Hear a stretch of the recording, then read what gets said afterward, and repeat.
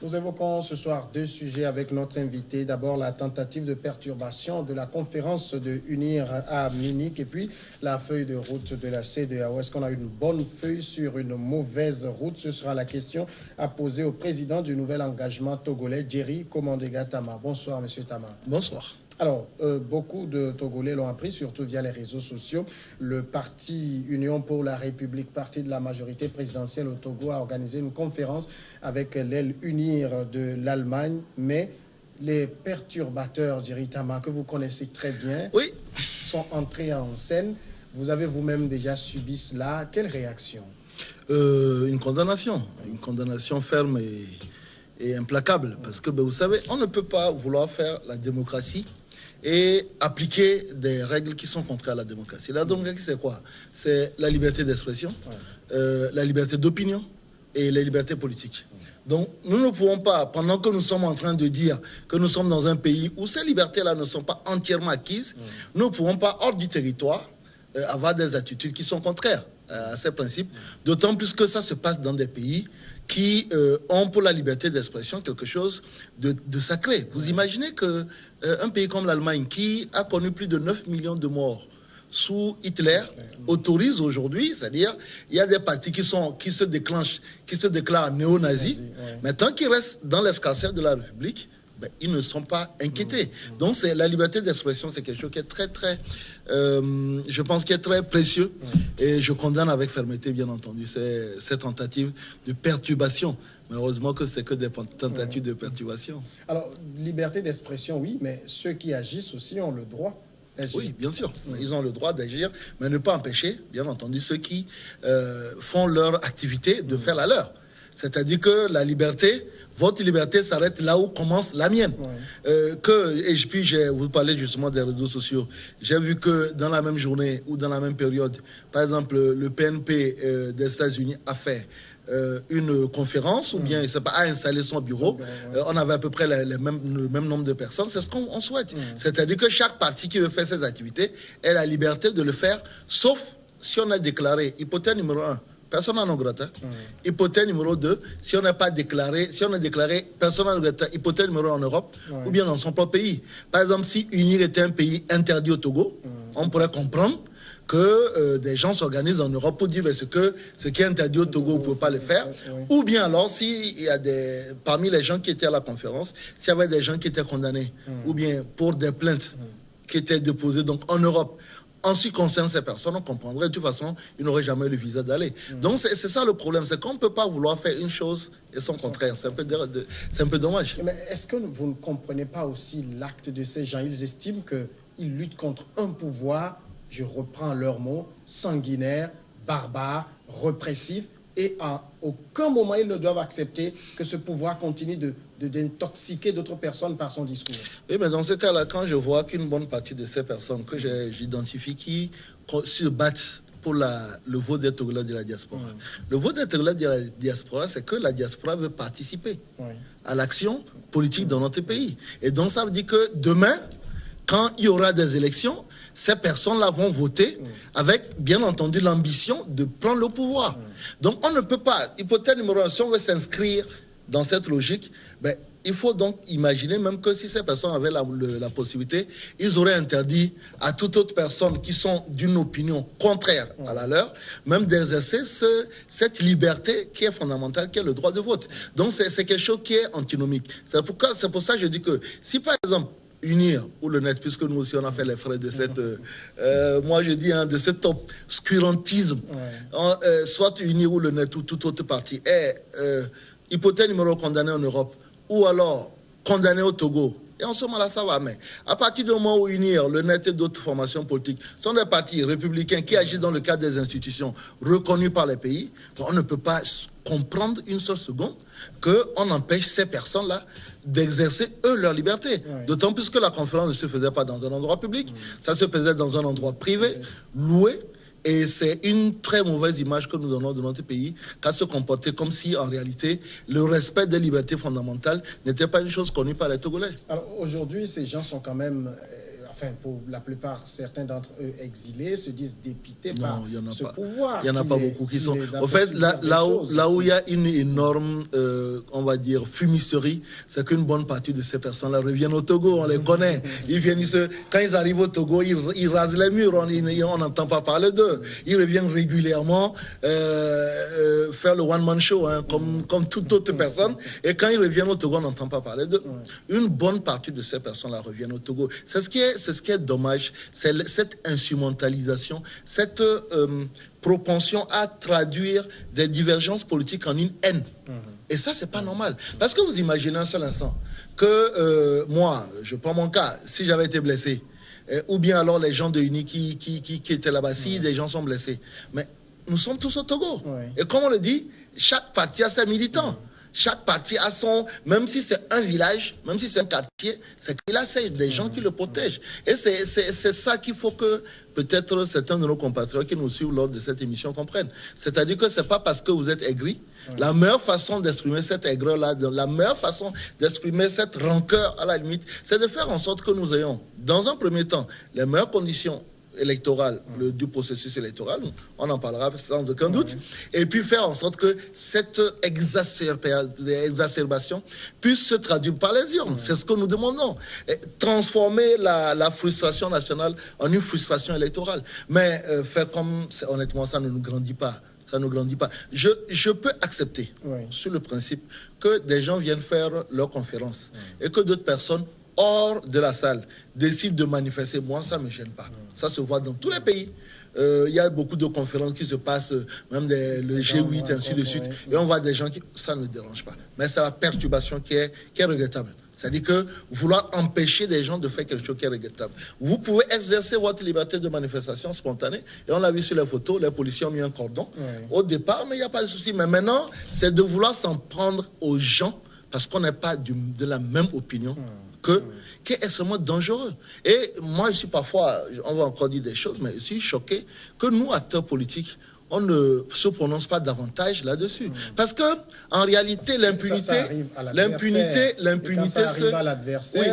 se nourrit de notre silence. C'est vrai que des gens me diront, oui, il y a des gens qui ont été blessés, il y a des gens qui sont morts pendant les manifestations, mais est-ce que nous allons nous appuyer sur ce que nous dénonçons chez notre adversaire politique? Est-ce que nous allons dire oui, ok, bon, ben, chez nous aussi, il y a des gens qui sont morts. Donc, parce qu'il y a des gens qui sont morts, nous devons reproduire ces attitudes. C'est ça qui est un peu dommage. Et c'est le silence d'une partie de la classe politique togolaise nourrit ces attitudes-là. S'il y avait eu des condamnations fermes de la part des partis politiques pour lesquels il y avait même des représentants, en ce qui concerne mon cas, dans la salle, je pense que les gens réfléchiraient pas deux fois. Parce que, excusez-moi du peu, régulièrement, il y a aussi des responsables des partis de l'opposition qui font des conférences de presse en Europe.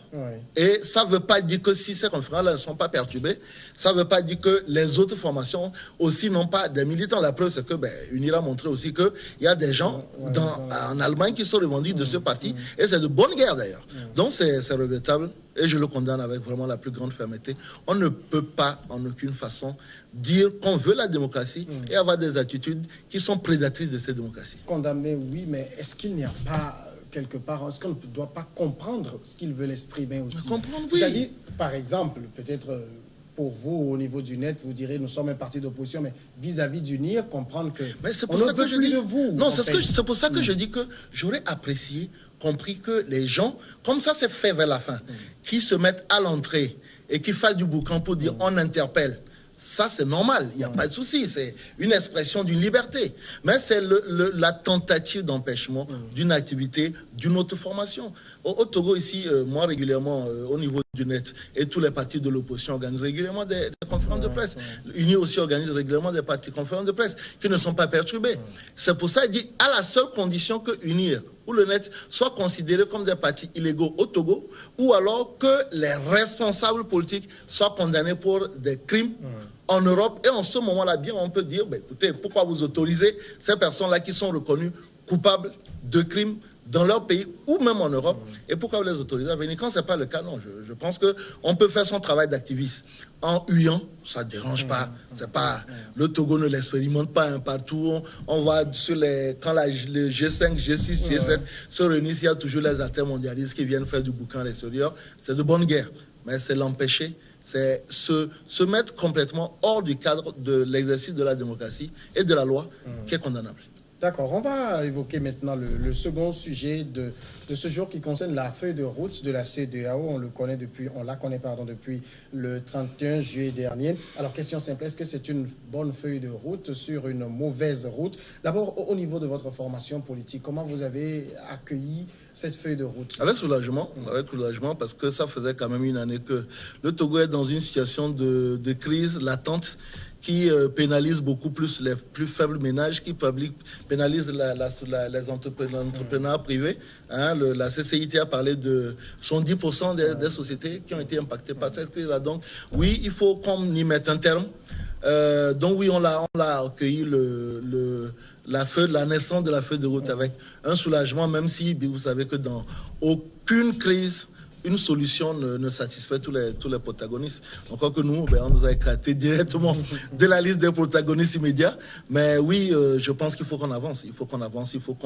La politique ne doit pas être un fossé pour l'avancée d'un pays. Alors aujourd'hui, est-ce que vous direz que c'est une bonne feuille de route? C'est une feuille de route qui permet d'avancer, mais ce n'est pas une bonne feuille de route. Écoutez, nous, le 4 février 2018, nous avons fait sortir l'ensemble de nos propositions en termes de révision constitutionnelle, 26 articles. Aujourd'hui, quand on prend les éléments de la feuille de route de la CEDEAO, à peu près, on peut dire qu'on a 3 articles, c'est-à-dire la limitation de mandat, les élections à 2 tours et la recomposition de la Cour constitutionnelle, puisque les 2 autres, le fichier électoral et le vote des Togolais de la diaspora, ça ressort beaucoup plus du code électoral. Donc, 3 articles sur 26, on ne peut pas pavoiser, on ne peut pas dire que youpi. Sur le cadre électoral, nous avions au moins une douzaine de propositions. On peut dire que finalement, il n'y en a que 2, à savoir le vote des Togolais de la diaspora. Mais ça ne posait aucun problème. Nous, on est allé plus loin, puisque nous avions proposé que la diaspora ait 4 députés. Aujourd'hui, je rentre peut-être trop vite dans les détails, mais avec le type de proposition, si la diaspora n'a pas de députés, elle va avoir du mal à voter pour les élections législatives, puisqu'elle n'a pas de circonscription hors du pays. Et il faut que les gens reviennent au Togo pour voter. Donc, vous comprenez que nous ne pouvons pas dire que c'est le meilleur pour le Togo. Et il y a énormément d'autres sujets sur le cadre électoral qui n'ont pas été abordés. Mais bon, maintenant, comme on le dit, il fallait absolument avancer, puisque les 2 protagonistes sont restés sur des positions tranchées et qui n'ont pas favorisé la recherche du consensus. Alors, certes, c'est une feuille de route, mais est-ce que c'est une bonne feuille sur une mauvaise route? C'est une bonne feuille si tout le monde joue le jeu. En réalité, quel est le but de la chose? C'est de faire en sorte que l'ensemble des Togolais puissent participer à des consultations électorales librement et que le choix des Togolais se retrouve dans les résultats proclamés par la CENI et confirmés ou non par la Cour constitutionnelle. C'est ça l'objectif. Ou la Cour suprême en ce qui concerne les élections locales.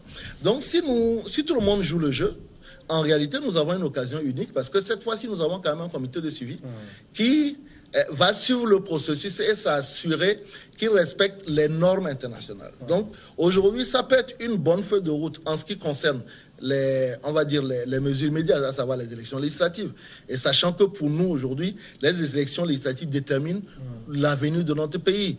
Si l'opposition gagne les élections législatives, il y a de fortes chances que le Premier ministre soit issu des rangs de l'opposition. Et donc, la transition dont tout le monde parle tous les jours, qu'on puisse la voir. Donc, oui, c'est une feuille de route à minima, mais qui, si on sait l'exploiter, peut apporter les germes, en réalité, de l'alternance. Parce que si l'opposition gagne en 2018, il est évident qu'on balise le terrain pour 2020. Et on n'aura plus à sortir des sentiers démocratique, constitutionnel, du droit pour essayer de trouver l'alternance parce qu'on considère qu'il faut sortir de ces sentiers-là. Mais on passera, bien entendu, par les voies légales, pacifiques, pour avoir l'alternance. Alors, dans la feuille de route, on a indiqué la date du 20 décembre pour les législatives. Pour vous, est-ce que c'est tenable? Oui, c'est tenable. Si, comme bien entendu, si tout le monde joue le jeu. En réalité, c'est que ça devient une sorte d'arlésienne, de serpent de mer, cette histoire. pour certaines personnes, vous pouvez même donner 5 ans, on ne sera jamais d'accord. Parce que pour certaines personnes, c'est qu'une élection réussie, c'est une élection qui leur permet d'être au pouvoir. Et donc, dans ce cas-là, vous pouvez leur donner 1000 ans. Et nous, depuis 2013, où nous avons assisté aux élections de législatives et présidentielles, nous disons toujours que nous avons de bons textes. Nous avons un excellent code électoral. Nous avons de bons processus, sauf que personne ne les suit. Et que les goulots d'étranglement sur le front, c'est quoi? C'est les ressources financières, mon frère. Si vous n'avez pas l'argent, vous pouvez avoir le meilleur code de la route dans un pays, code de la route, code électoral. Dans un pays où vous avez 55% de taux de pauvreté, vous ne pouvez rien faire. C'est-à-dire que c'est un peu comme vous avez une belle voiture, mais si vous n'avez pas du carburant dedans, ben... Mais en le disant comme ça, c'est un peu comme si vous disiez il sera impossible pour l'opposition de provoquer l'alternance, puisqu'elle n'a pas les moyens. Bien entendu, mais maintenant, après, vous savez, nous, la différence peut-être entre nous et certaines personnes, c'est que nous soulevons les problèmes et nous apportons des éléments de solution. Ce que nous disons aujourd'hui, c'est que ça ne sert à rien pour l'ensemble des partis politiques, qui sont des partis jeunes, comme les nôtres, petits comme les nôtres, avec peu de ressources. Il faut avoir le courage de le dire, de vouloir se présenter 30 circonscriptions comme on en a eu en 2013. Il faut que chaque formation politique mesure sa capacité et désigne 3 ou 4 circonscriptions dans lesquelles il va s'installer et, bien entendu, faire un travail de fond. Ceci permettrait à l'opposition, bien entendu, de faire un maillage territorial et pouvoir, quand on fera la somme des voix de l'opposition à l'Assemblée, pouvoir changer les choses. Parce qu'il ne faut pas qu'on se trompe, il y a une frustration nationale. Les Togolais veulent du changement. Mais c'est qu'il nous revient à nous, acteurs politiques, de montrer la voie. Parce que si nous restons sur les incantations habituelles, nous aurons toujours les mêmes résultats. Beaucoup de pays, dans beaucoup de pays africains, beaucoup d'oppositions dans beaucoup de pays africains ont réussi à faire l'alternance avec très peu de moyens. On n'est pas plus con ni plus intelligent que dans les autres pays, mais peut-être ce qui nous manque, c'est qu'il faut une stratégie. Ce que nous reprochons un peu à nos grands frères, parce que c'est nos grands frères, c'est cette tendance à répéter exactement la même stratégie en espérant avoir le contraire. C'est pas possible. Vous ne pouvez pas faire la même chose en espérant avoir des résultats qui sont contraires. Ça ne marche pas. Alors déjà, il faut, par exemple, pour la stratégie dont vous parlez, que l'opposition puisse s'entendre sur ce maillage-là, que chacun aille dans les zones qui lui sont le plus favorables. Et la difficulté de l'opposition au Togo, comme dans la plupart des pays africains, c'est de s'entendre. Non, bon, maintenant il y a deux choses l'une. Hypothèse numéro 1, c'est que soit vous faites des élections à 2 tours. Dans ce moment-là, vous n'avez pas besoin de vous entendre, ça se détermine tout seul. Ou bien vous n'avez pas des élections à 2 tours et vous êtes obligé de vous entendre. Parce qu'aujourd'hui, on a quand même 2 expériences. On a l'expérience de 2007, on a l'expérience de 2013, qui peut nous permettre aujourd'hui de dire, ben, écoutez, on a expérimenté les élections proportionnelles.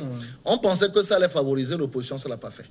Bien entendu, et ça fait partie des regrets, si nos amis de C14, je ne les attaque pas, mais je relève quand même des insuffisances, ne s'étaient pas bornés à parler uniquement de la question de la candidature de Faure Gnassingbé pendant le dialogue et avaient abordé les vraies questions, peut-être que les questions du mode de scrutin, du découpage électoral auraient été abordées en profondeur et fait partie des recommandations de la CEDEAO. Mais malheureusement, c'est borné à dire il faut que quelqu'un parte, il ne faut pas que quelqu'un se présente. Et aujourd'hui, nous avons une feuille de route qui ne reprend pas ces éléments-là. Donc, oui, on peut, bien entendu, en tirant les leçons de 2007 et de 2013, tirer des enseignements et faire ce que nous proposons. Mais encore faudrait-il que l'opposition, une certaine opposition commence à s'associer au processus. Vous savez que pour le moment, on en est très loin. Oui. Alors justement, dans ce même processus, enfin dans cette feuille de route, il y a la recomposition de la Cour constitutionnelle qui est demandée. Mais alors tout cela, est-ce qu'il faut le faire avant d'aller aux législatives où il y a des réformes qu'on peut envoyer après les législatives? Quand on m'a demandé si la feuille de route de la CEDEAO était bonne, c'est pour ça que je vous ai dit qu'elle est un peu floue sur certains éléments. Parce que la seule date indicative que nous avons, c'est les élections législatives le 20 et la nécessité de faire des réformes. Bon, est-ce qu'aujourd'hui, alors que tout le monde est en train de crier que le 20 décembre, ça fait quand même très court, est-ce que nous pouvons faire des élections référendaires dans l'hypothèse où les gens n'arrivent pas à s'entendre à l'Assemblée nationale? Ça va être extrêmement compliqué. Mais on peut aussi, bien entendu, partir du principe que du moment où les gens discutaient avec la CEDEAO et les 2 protagonistes, à savoir UNIR et l'ANC, sont les seuls qui sont en mesure aujourd'hui de s'entendre et faire une réforme constitutionnelle à l'Assemblée, on peut peut-être même imaginer qu'il y ait un accord derrière qui fera que peut-être dans la semaine prochaine, on aura une réforme constitutionnelle à l'Assemblée sans être obligé de passer par la voie référendaire. Il y a aussi la question de la CENI elle-même. C'est vrai qu'au niveau de la feuille de route, on ne parle pas de la recomposition de la CENI, mais est-ce que vous pensez qu'il faut revoir même cette recomposition? Moi, depuis, j'écoute les gens parler de la CENI, mais je n'ai aucune proposition. Deux choses l'une. Soit on considère que cette CENI-là, parce que c'est l'article 12 du Code électoral qui détermine la composition de la CENI. Et la CENI actuelle a été mise en place par la même assemblée que la CENI de 2015, dans laquelle figuraient certains partis de C14. Donc, hypothèse numéro 1, on considère que c'est les personnes qui sont à la CENI qui ne sont pas bonnes. Et il faudra expliquer pourquoi est-ce qu'on va changer et sur quelle proposition. Hypothèse numéro 2, on considère qu'il faut revoir complètement la recomposition de la CENI. Et là, il faut faire des propositions. En fait, on ne peut pas se permettre, dans notre pays, d'être uniquement sur la critique sans proposer. Vous avez le sentiment que c'est plus un problème de personnes actuelles qui n'agréent pas. Enfin, non, pourquoi? Vous savez, en 2007, en 2013, en 2007, en 2010, en 2013, en 2015, la CENI qui était là, elle était composée d'une part de UNIR ou RPT, comme vous voulez, et d'autre part à 100% de nos amis de la C14. Et cette CENI-là a toujours donné la victoire au parti de UNIR. Donc en réalité, aujourd'hui, pour moi, la CENI n'est pas un problème. Parce que si c'était ceux qui sont là aujourd'hui qui étaient un problème, ça veut dire nous serions un problème, puisqu'il s'agit de nous. Nous serions un problème si les élections de 2015, 2013, 2010 et 2007 avaient été gagnées par l'opposition et qu'on dise, ah, cette fois-ci, on a pris des gens. Parce qu'un certain nombre, un parti qui, en 2015, avait boycotté les élections tout en maintenant ces membres à la CENI a parlé de cooptation. Donc vous imaginez comment c'est parfois injurieux quand certaines personnes disent des choses. Donc en réalité, si on nous disait en 2007, en 2010, en 2013, en 2015, la CENI avec les vrais opposants, ce que au Togo on appelle opposants tonton, avait fait gagner les élections. Et que c'est donc en 2017 que les gens, pour essayer de passer en force, cooptaient des gens. En ce moment-là, mais moi, je serais le premier à dire non, mais écoutez, dans ce cas, je ne veux pas jouer ce jeu-là. Mais la CENI qui est là actuellement, elle est mise en place sur la base de l'article 12 du Code électoral, qui n'est pas modifié. Il y a 4 personnes qui doivent bien entendu venir des partis parlementaires qui ne sont pas encore là. Mais l'article 36 du même code électoral dit que le quorum pour que la CENI fonctionne, c'est 9 sur les 17. Aujourd'hui, ils sont 13. Je pense que, après, maintenant, cette CENI-là fonctionne par rapport à la loi, mais maintenant, tout ne se décrète pas uniquement à la loi. C'est pour ça que nous nous demandons aujourd'hui à l'ensemble des acteurs de dire, vous êtes disputés, vous êtes allé appeler quelqu'un pour vous départager, il est venu vous départager. Ayons l'élégance de dire, écoutez, peut-être que le jugement n'est pas bon, mais nous respectons quand même le juge. Est-ce que vous pensez qu'il est possible, après tout ce qu'on a eu, tous les atermoiements, que les acteurs politiques s'entendent pour qu'on sorte définitivement de cette affaire? Non, il y a trop d'hypocrisie. Vous savez, beaucoup de notre côté au niveau de l'opposition, nous disons beaucoup de choses à nos militants. Et après, en réalité, on se retrouve dans un peu coincé. Parce qu'aujourd'hui, tel que les choses sont en train d'aller, la CEDEAO, que ce soit le président Bouhari ou que ce soit M. Brou, sont déterminés. Ça va être leur premier test à faire des élections le 20. Je ne pense pas que ça va être les meilleures élections, mais ça va être des élections que nous sommes obligés d'organiser dans la précipitation parce qu'encore une fois, certaines personnes jouent à la surenchère. C'est dommage, mais on va le faire et puis on verra ce que ça donnera. Jerry Tama, merci d'être passé dans cette émission. C'est moi qui vous remercie. Vous êtes le président du Nouvel Engagement togolais, parti politique de l'opposition au Togo. On va marquer la pause et après, ce sera les regards croisés.